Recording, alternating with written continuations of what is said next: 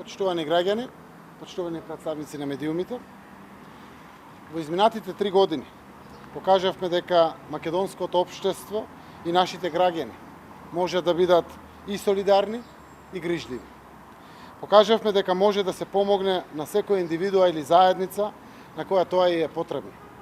Сите погодени од корона кризата добиваат институционална и солидарна поддршка и помош. Направивме пресврт и разлика. Од држава во која се гази врз достоинството на луѓето, станавме држава во која се помага на сиромашните и ranливите. Создадовме праведна држава. Создаваме и правна држава. Време е за ред, правда и дисциплина. Нема веќе простор за компромис со правото.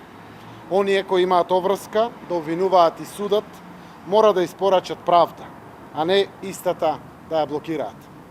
Правосудството целосно ќе се прочисти од корумпираните судии и обвинители. Оние судии кои свесно и намерно застаруваат предмети ќе бидат разрешени по автоматизам, за да се остави простор на оние кои честно и професионално си ја работат работата.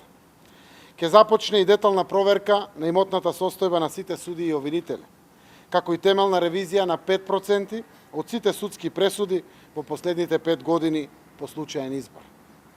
Воведуваме ред и дисциплина и во сите други институции.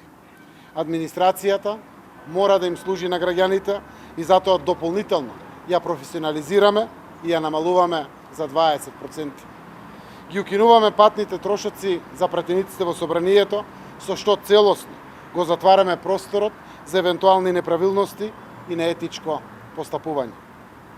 Почитувани граѓани, од една страна се граѓаните, Законот за јавното обвинителство и одлучноста да создадеме правна држава, а од друга страна е спрегата за заштита на криминалот, предводена од криминалните ортаци Мицковски, Груевски, Камчев, докторите за финансиски криминал и ќосињата кои на неправдата и изградија споменик. Таквите мора да одговараат пред правдата за криминалите што ги правеле, затоа што законот денес важи подеднакво за сите. На 15 јули расчистуваме со остатоците од режимот во судството. Сета сила и енергија ја вложуваме во воведување на ред еднаш и за секогаш. Правиме држава во која виновниците се казнуваат, а праведните напредуваат. Благодарам.